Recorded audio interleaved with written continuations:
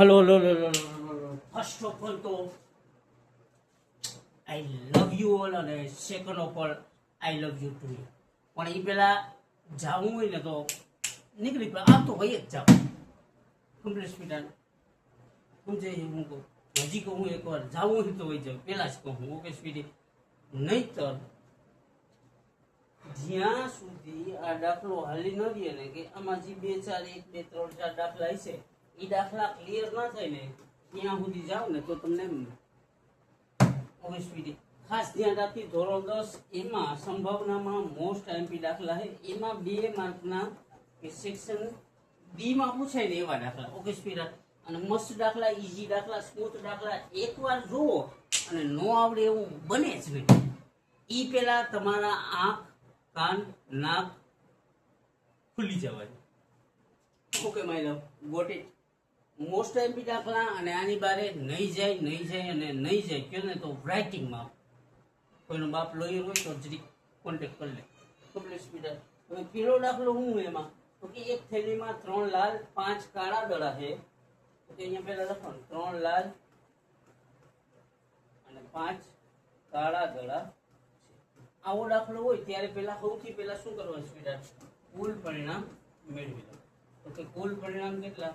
તો કે કુલ પરિણામ બરાબર 3 લાલ અને 5 કાળા. તો 5 ને 3 કમ્પ્લીટ સ્પીડ. પેલો સ્ટેપ આ હોય કમ્પ્લીટ.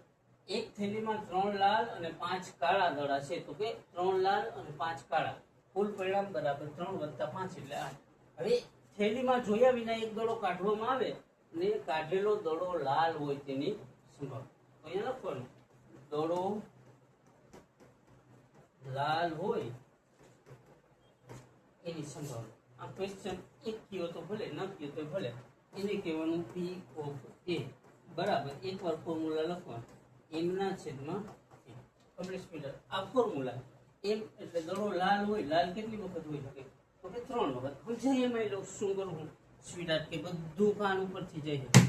કાનનું હું નથી કરતો. જરીક તમારી આંખ ખુલી હશે તો તમને આવડી જાય.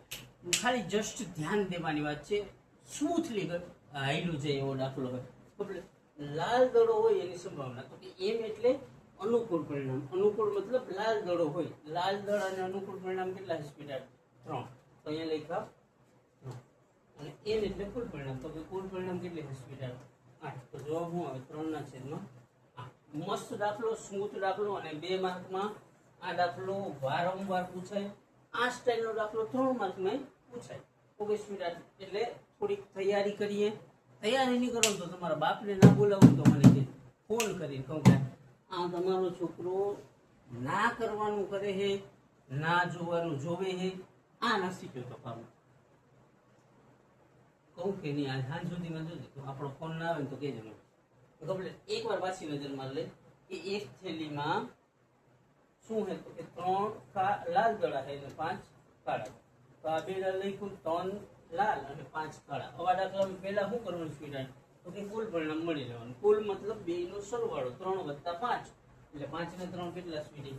8. તો કે કુલ પરિણામ બરાબર 8. હવે એમાંથી એક દડો પસંદ કરવામાં આવે અને એ દડો લાલ હોય તે ઘટનાને આપણે કહીએ એ એટલે પી ઓફ એ બરાબર આ એનું ફોર્મ્યુલા એમના છેદમાં એમ. એમ એટલે અનુકૂળ પરિણામ મતલબ અનુકૂળ લાલ દડો હોય એવા પરિણામ કેટલા છે સ્પીડ? તો કે 3 છેદમાં એન એટલે કુલ પરિણામ કેટલા? તો કે 3/8. સ્મૂથ ઈઝી એમને ગળી જાય એવો દાખલો મગજ કમ્પ્લીટ માઈ લો. સમજાઈ ગયું સ્પીડ? ખાસ ધ્યાન રાખશે. મસ્ત ઈઝી દાખલો. ત્યાર પછીનો દાખલો એનાથી શું કે પી ઓફ ઈ બરાબર 0.08. આ ચેપ્ટર હતું ને ત્યારે લગભગ આની બાદબાકીમાં મારાથી કંઈક ભૂલ થઈ અને પી ઓફ ઈ નહીં ની સંભાવના એટલે પી ઓફ ઈ નહીં એટલે ઈ 12 ઈ શોધવાનું છે. કે આવા દાખલા હોય તો એમાં શું યાદ રાખવાનું? તો કે સંભાવનાનો ટોટલ કેટલો થાય? 1. મતલબ પી ઓફ ઈ વત્તા પી ઓફ ઈ નહીં P of E plus P of E 12 બરાબર કેટલા થાય? 1. અહીંયા સુધી ત્રણ. આ સૂત્ર P of A plus P of A 12 કયો તોય ભલે, P of E plus P of E 12 કયો તોય ભલે. બંનેનો સરવાળો કેટલો થાય? 1. તો કે પી ઓફ ઈ વત્તા પી ઓફ ઈ નહીં બરાબર 1. 1 હવે p ઓફ e બરાબર કેટલા છે સ્વીટહાર્ટ તો કે 0.8 તો અહીંયા લખવાના 0.08 પ્લસ p ઓફ e બરાબર e નહીં બરાબર 1 હવે આ 0.8 કેવા છે સ્વીટી પ્લસ ઓલી પર જાય તો માઈનસ 0.08 નથી મને ગણિત તો કે p ઓફ e નહીં બરાબર 1 ઓછા 0.0 હવે આ વેલ્યુ કરી નાખવાની બાદબાકી તો કે p ઓફ e નહીં બરાબર 1 માંથી 0.08 બાદ કરી તો કેટલા વધે સ્વીટહાર્ટ તો કે 0.92 વધે આવી રીતના 1 ઓછા 0.08 અહીંયા પોઈન્ટ લઈ લઈએ બે 0 મૂકી દો એ લેવાનો 10 હોય તો 10 મીંડા કરવાના એમાંથી બે છેકવાના એટલે કેટલા 8 વધે અહીંયા આવી જાય 9 અહીંયા છેકોમાં એને ઓછું એટલે 9 અહીંયા 0 એટલે કેટલા સ્વીટહાર્ટ તો કે 0.1 ઓકે સ્પીડી ખાસ ધ્યાન રાખશો કામનો દાખલો અને મોસ્ટ ટાઈમથી દાખલો આમાંથી યાદ શું રાખવાનું તો કે એક સંભાવનાનું સૂત્ર જે સૂત્ર યાદ રાખો ને આ સૂત્ર યાદ રાખો ને તો એ 1 માર્કમાં આવે એ તો જો 2 માર્કનો દાખલો આ એ પૂછાવાની સંભાવના છે અને આમાંથી જે આ સૂત્ર હોય ને p of e plus p of e બાર બરાબર 1 આ સૂત્ર એ મોસ્ટ ટાઈમ આ સૂત્ર એ કામનું એટલે આ એક દાખલો તૈયાર કરો તો એક તમારે 1 માર્કનો MCQ છે તૈયાર થાય અથવા એક વાક્યમાં જે એક શબ્દમાં જવાબ આવે એ તૈયાર થાય અને દાખલો તૈયાર થાય શું કહ્યું સ્વીટહાર્ટ કાંઈ નથી કહ્યું તો કે p of e plus p of e બાર બરાબર કેટલા થાય 1 થાય એ ક્યાંથી ખબર પડે તો એ ફોર્મ્યુલા કારણ કે સંભાવનાનો સરવાળો હંમેશા કેટલો થાય 1 થાય તો કે p ઓફ e ની વેલ્યુ કેટલી તો કે 0.08 ક્યાંથી આવી તો કે રકમમાં કમ્પ્લીટ માં લાવ તો કે 0.08 વત્તા p ઓફ e બાર બરાબર 1 આ શોધવાનું છે એટલે એમ ન થાય 0.08 પ્લસ છે ઓલી પર જાય તો માઈનસ તો કે p ઓફ e બાર બરાબર 1 ઓછા 0.08 એટલે કેટલી સંભાવના આવશે તો કે 0.92 મસ્ત અને ઈઝી અને સ્મૂથ દાખલો ઓકે માની લો મસ્ત છે વારંવાર પ્રેક્ટિસ કરશું પ્રેક્ટિસ દ્વારા શું કરશું તો કે દાખલાને સ્મૂથ બનાવીશું કેટલો સ્મૂથ તો કે સાઈડ કહેતા કે આજથી 5 10 8 વર્ષ પછી તમારા હાથમાં એક બે વસ્તુ આવશે ને એના કરતા સ્મૂથ બનાવવાનું ઓકે સ્વીટહાર્ટ ત્યાર પછીનો ત્રીજો દાખલો હોય કે ગોપી તેના પોતાના ઘરના એક બિયર બનાવવા માટે દુકાનમાંથી માછલી ખરીદે દુકાનદાર ટાંકીમાંથી 5 નર 5 નર અને 8 માદા માછલી ખરીદે છે તો આવો દાખલો હોય એમાં સૌથી પહેલું સ્ટેપ શું હોય તો કે કુલ પરિણામ મેળવી લેવાનું તો કે કુલ પરિણામ બરાબર 5 નર વત્તા 8 માદા એટલે 8 ને 5 કમ્પ્લીટ સ્વીટહાર્ટ આપેલું છે હવે જો તેમાંથી એક માછલી પસંદ કરીને બહાર કાઢે તે બહાર કાઢેલી માછલી નર હોય તેની સંભાવના ઓકે સિમ્પલ ને શોર્ટ અહીંયા લખવાનું માછલી નર હોય